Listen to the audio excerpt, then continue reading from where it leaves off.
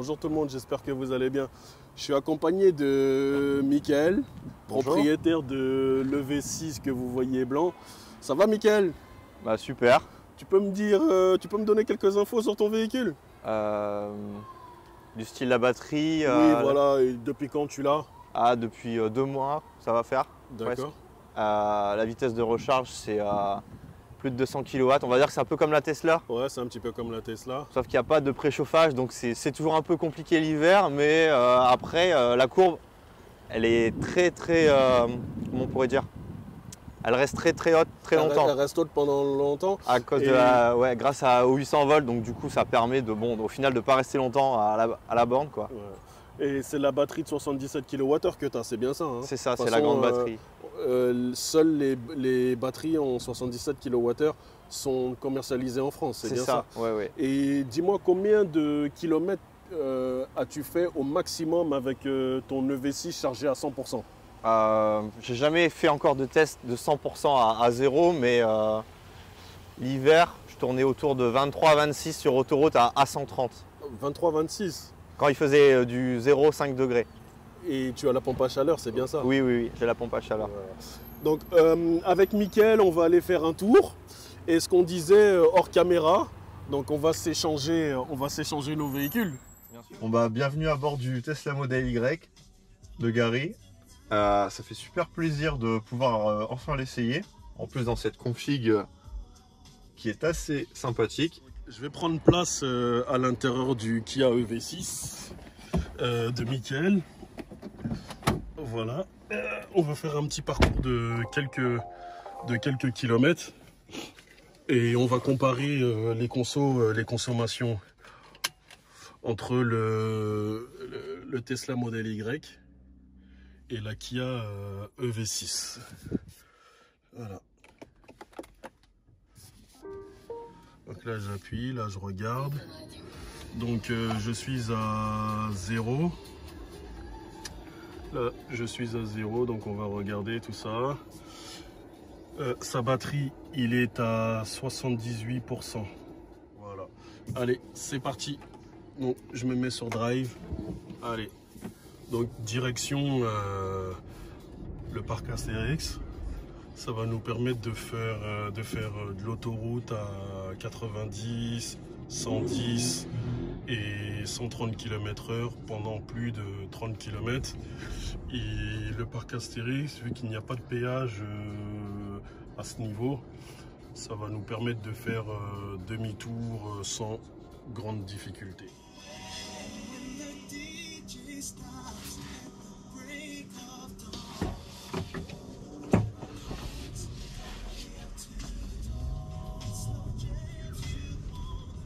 Ah ouais, j'ai oublié ce fameux bruit. Un peu de navette spatiale. Le moteur ronronne un peu. Le mien le fait aussi, mais il faut mettre le pied dedans pour que ça fasse ce bruit.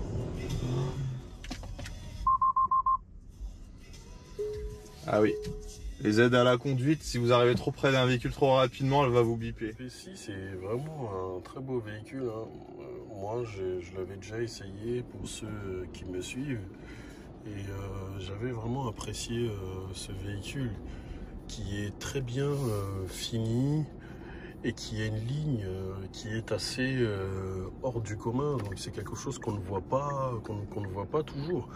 Et Mickaël a une couleur blanche pailletée comme le Tesla Model Y.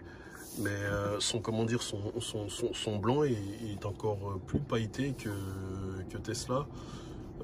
Je trouve vraiment sa couleur magnifique. Elle ressort vraiment. Première fois que je suis mon véhicule, en même temps, je n'ai que ce véhicule là, donc un peu compliqué de le suivre. Mais de l'arrière, Mes impressions n'ont pas changé sur ce véhicule. J'ai eu la chance de le tester en début d'année et je peux vous dire que c'est vraiment un très bon EV qui est vraiment très spacieux à l'avant comme à l'arrière. Mickaël dispose du V2L, comme on peut le voir là ici là. Donc il a le V2L en option. pour l'instant. La conduite, c'est comme dans la mienne, c'est très facile à prendre en main. Juste à prendre en main le gabarit du véhicule qui est légèrement plus grand en largeur que la mienne. La mienne qui fait déjà 1m89, là on est sur 1m92 hors rétroviseur bien sûr. Donc ça commence à faire. Après, c'est relatif, hein. C'est en ville que ça pose toujours des problèmes dans certaines rues où les gens ou alors ne se gardent pas bien. Mais au quotidien. Nous sommes partis depuis 20 km. Là, on peut voir la consommation. On s'approche des 19 kWh au 100 km. Et il fait actuellement 21 degrés, là, comme on peut le voir. Et il n'y a pas de vent. Donc on va voir comment s'en sort ce véhicule comparé à la Tesla. On a juste d'activer l'autopilote pour avoir le ressenti par rapport à la mienne, parce que ce qui est reproché à mon véhicule, c'est le volant, ça donne des petits coups de volant. On va dire que ça se rapproche plus entre guillemets d'une conduite par un humain sur mon véhicule, alors qu'on aimerait quelque chose de très progressif, quoi. Pas de... Vous voyez ce que je veux dire? Comme je dis, la conduite autopilote, c'est encore très perfectible, donc au moins on le ressent qu'elle conduit le véhicule. Et pareil, quand elle vous redonne le véhicule, elle prévient pas, donc il faut toujours avoir les mains sur le volant. C'est vraiment une aide à la conduite qui permet. Donc, on roule actuellement à 130 km/h, comme vous pouvez le voir. Et là, la conso est autour de 20,5 kWh au 100 km. On va prendre la sortie dans pas très longtemps. Je vois que Mickaël s'éclate avec le modèle Y. Il se fait plaisir. Cool.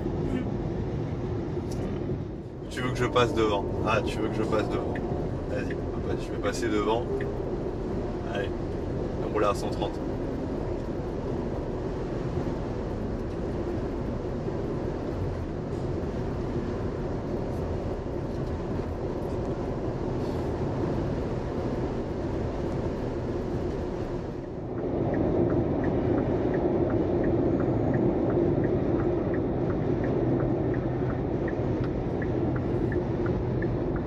Là, on vient de parcourir 36 km à 130 km/h, 110 et 90. Donc, je vais me mettre là. Il va me suivre, Mickaël.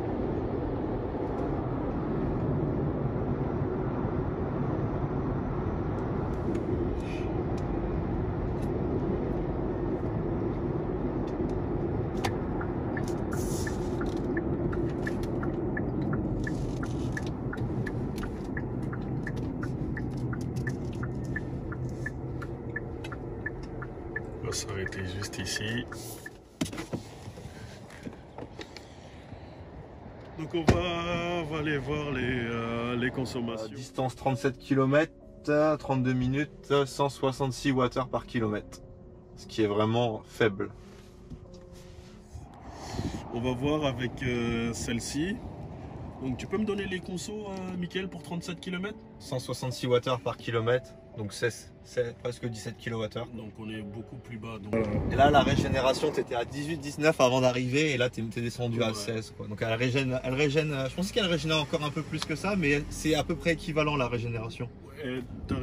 La tienne est vraiment très puissante. Hein. Ah ouais, tu trouves? Franchement, elle est beaucoup Quand plus... on e-pédale, ouais. en e-pédale, Ouais. c'est beaucoup plus efficace que celle-ci. Après celle-ci, j'avais des pointillés en partant de la maison. Mais là, les pointillés, je les ai pas. Ouais. Et tu es en mode confort. Comme Ouais. là, je roule en mode, c'est pas éco, je roule en mode normal. Donc là, tu es en mode normal. D'accord. Elle est pas du tout en mode sport. Alors, qu'est-ce que t'en dis? Bah, c'est très similaire. Je suis pas perdu sauf la taille du volant. Oui. Le gabarit, c'est le même. Le bruit à 110, 120, il n'y a pas de bruit. Ouais. C'est Franchement, non. Et le confort, bah, très très bien. Hein. Et qu'est-ce que t'en dis de ce modèle Y dans l'ensemble? Dans l'ensemble, il fait le taf. Hein. Il fait vraiment le taf, quoi. C'est dépouillé hein, par rapport à ta voiture. C'est dépouillé, ouais, je me sens perdu quand même. Je me sens perdu. Comme moi. J'aime bien mon compteur de vent. Oui, voilà, comme moi. Mais les premiers jours avec ce véhicule, j'étais totalement perdu. Franchement, il m'a fallu une bonne semaine pour m'y habituer. Voilà. Donc, on refait le trajet dans le sens contraire? Oui. Let's go. C'est parti pour le retour.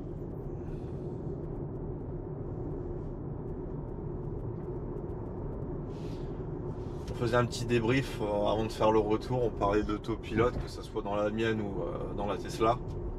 Et c'est vrai que dans la mienne, il ne se désactive pas quand on met le clignotant pour changer de voie. Ce qui est dommage. En plein de vidéos, ça ressort. Et c'est vrai que de l'activer, le désactiver, enfin qu'il se désactive à chaque changement de voie, c'est fatigant, quoi. On a envie que ça soit plus intuitif, quoi. Payer l'option à 3800 € pour ça et puis quelques autres fonctions, ça fait cher la fonction. Voilà, là j'ai activé l'autopilote.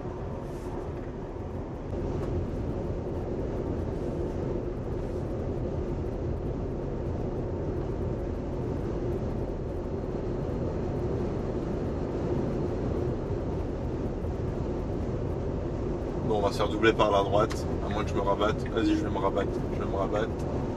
Voilà. Ça a désactivé l'autopilote. Voilà.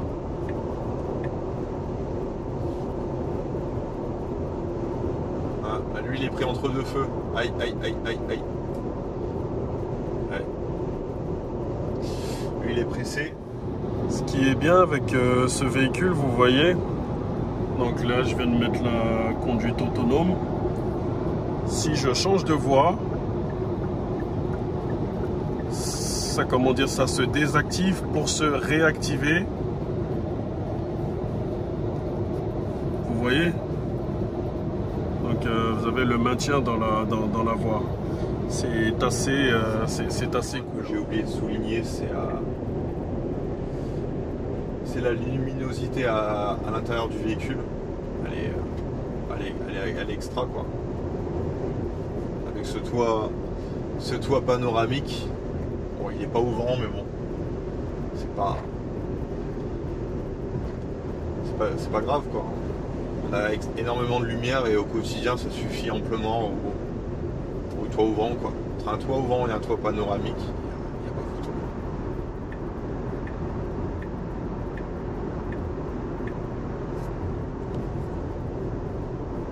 Ça apporte vraiment quelque chose en plus au véhicule. On passe à un meilleur moment, surtout pour voyager. Quand on est confiné déjà dans un véhicule, alors en plus d'avoir beaucoup de lumière, je pense qu'ils ont tout compris Tesla de ce point de vue, que ce soit sur la S, la X, la 3, la Y. Ils ont tous beaucoup de lumière. Une bonne rétrovision. À l'arrière, il y en a, ils diront on voit rien. Dans la 3 sûrement. Dans celle-ci, c'est à peu près pareil, on voit pas trop. C'est pas une meurtrière non plus. On voit très très bien. Et petite option assez sympa que je viens juste d'activer, que j'avais complètement oublié, vous voyez, il a les sièges ventilés. Je peux vous dire que ça fait du bien. Donc les sièges sont micro perforés. Et là, je peux vous dire que c'est vraiment classe. Non, je rigole. Mon véhicule, je l'utilise tous les jours, mais pour de petits trajets. Et comme c'est un super véhicule, je me suis dit, tiens, pourquoi pas le proposer à la location. Je la propose sur différentes plateformes. Je suis en région parisienne, donc c'est un peu plus facile de louer qu'ailleurs, mais si vous voulez louer un véhicule, essayez un KEV V6 parce qu'en concession c'est compliqué d'en trouver en ce moment, ils n'en ont pas beaucoup dans telle ou telle finition. Donc si vous voulez l'essayer, si je peux citer, voilà, après il coupera au montage ou pas, sur Wika, Roadster, je la mets en location et voilà. Si vous êtes intéressé par essayer ce véhicule, je serais heureux de vous accompagner et de vous faire découvrir ce véhicule. Voilà. Nous sommes sur le retour, on vient de sortir de l'autoroute là.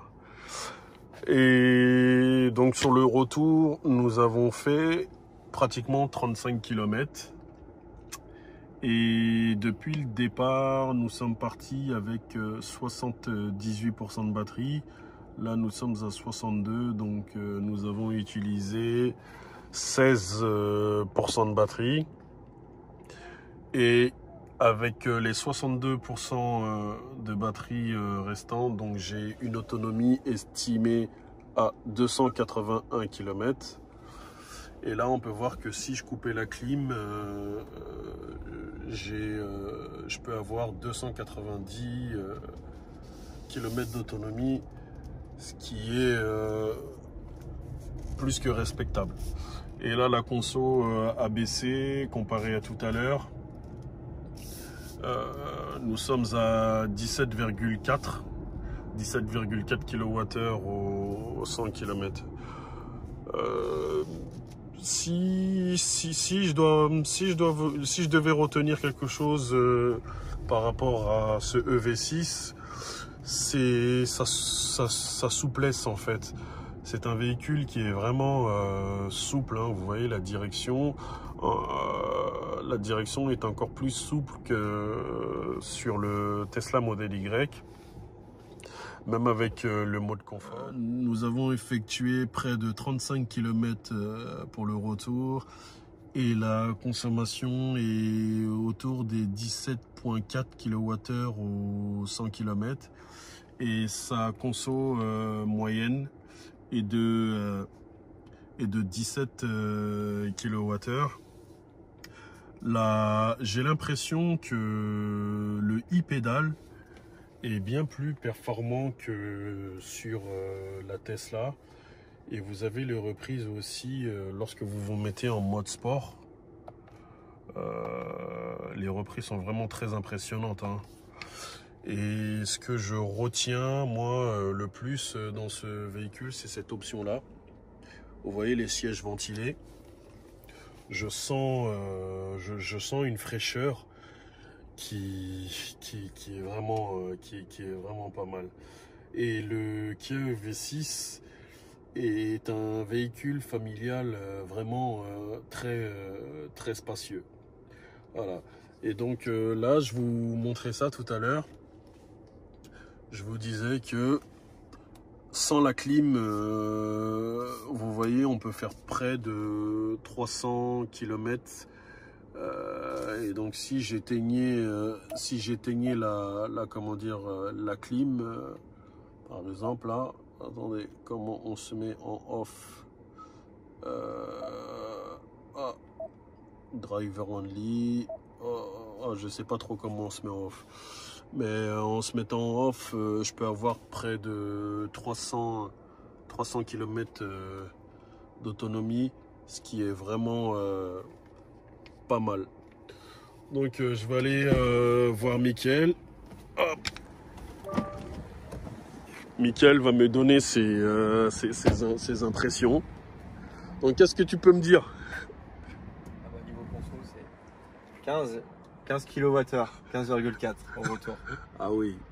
Et pourtant j'ai tapé dedans, hein. J'étais devant toi, j'allais plus qu'à 130 des fois et non, franchement la conso elle est... Donc, moi je suis 2 points au-dessus de toi. Oh, ça va, je suis à 17,4. Ça va. Ouais, ça va, hein, c'est bien par rapport à tout à l'heure. Oui. Le profil de la route est un peu plus favorable au retour. Ouais, exactement. Faut le souligner. Exactement. Si on fait l'aller-retour, ça fait du 19, on pourrait dire du 19 sur voie rapide. Tu peux appuyer sur le kilométrage de la batterie tout en haut là. Oui, voilà, sur les chiffres. Sur les chiffres Là non. Là, oui, voilà. Sur les chiffres. Non, les chiffres. Ah, d'accord. Donc, voilà. 18%. D'accord. Ouais, c'est vrai, c'est vraiment pas mal. Hein. Ah oui, parce que tu étais à 100% tout à l'heure, c'est ça? Ouais, j'étais à 100%, il me faut 18% pour faire l'aller-retour. Tu peux te mettre sur le compteur? Le compteur? Ouais, les compteurs en bas, dans le véhicule. Voilà, sur compteur. Donc, voilà. On a fait 81 km aller-retour. Et Mickaël a utilisé 13 kWh. Et vous voyez, sa moyenne est de 160 Wh par kilomètre. En somme, il n'y a pas une grosse différence avec le V6, puisqu'avec le V6 je suis à 17,4. Et sinon sur son dernier trajet là, vous voyez, là il est à 154 Wh au kilomètre. Voilà, cool hein Mickaël hein. Voilà. Donc je vais vous faire, comment dire, une petite compile des impressions. Je vais vous partager mes dernières impressions. Si vous n'êtes pas convaincu du modèle Y, et ben franchement foncez sans hésiter. C'est top quoi. Après c'est à l'opposé de la Kia EV6. Comme je disais, si vous aimez les iPhones, la tech, les mises à jour sans cesse, être toujours en perpétuelle évolution, et ben le modèle Y il vous conviendra, surtout avec les réseaux de superchargeurs. Même si voilà, franchement c'est un véhicule incroyable. J'ai encore lu un article qui disait qu'ils investissaient que dans la R&D, donc recherche et développement, au contraire des constructeurs généralistes. Ils font zéro pub, donc tout l'argent voilà, ils les réutilisent dans recherche et développement, et ça leur permet de garder leur longueur d'avance. Ils auront toujours une longueur d'avance. Ils seront toujours en décalé sur les autres constructeurs, et ça pourra faire que les autres constructeurs feront faillite, parce que les gouvernements ne pourront pas toujours supporter leurs constructeurs nationaux, quoi. Donc voilà quoi. Dans Tesla, ils ont sorti le grand jeu direct, dès la modèle 3. Ensuite maintenant la modèle Y, et puis d'ici 5 ans il y aura tous les véhicules qu'Elon Musk a promis, ils seront là hein, d'ici 5 ans, même si ça prend du retard. Rome ne s'est pas construit en un jour, et Tesla c'est pareil, mais en 10 ans qu'est-ce qu'ils ont fait, c'est incroyable quoi. Mais il y a des constructeurs qui se réveillent comme Kia, Hyundai. Franchement ils proposent quelque chose de vraiment correct. Ils se sont bien armés et ils proposent un vrai véhicule. Comme le Skoda Enyaq, c'est des vrais concurrents. Et c'est bien, ça va pousser Tesla à faire encore mieux, et ainsi de suite. Donc on n'est qu'au début d'une nouvelle ère, donc voilà. Sur ce, à bientôt peut-être. Et puis moi dans l'ensemble, vous savez, je l'ai dit tout à l'heure, mais il faisait partie de mon top 3. Hein. Donc je répète, dans mon top 3, il y avait l'Enyaq, le V6 et le Tesla Model Y. Lorsque j'ai pris contact avec le commercial m'a annoncé des délais de livraison qui étaient assez longs, plus de 6 ou 7 mois, pareil pour Skoda, ce qui m'a orienté naturellement vers le Tesla Model Y. Et il n'y a pas que ça qui m'a orienté vers le Tesla Model Y, vu que je me suis fait une fiche des pour et des contre. Et on va dire que le Tesla m'a bluffé et continue de me bluffer depuis quelques temps. Depuis que je l'ai, ça fait simplement 2 semaines. Et en 2 semaines, j'ai vu que c'était un véhicule qui était vraiment très prometteur. Donc sur ce, restez connectés et je vous dis à très bientôt. Ciao.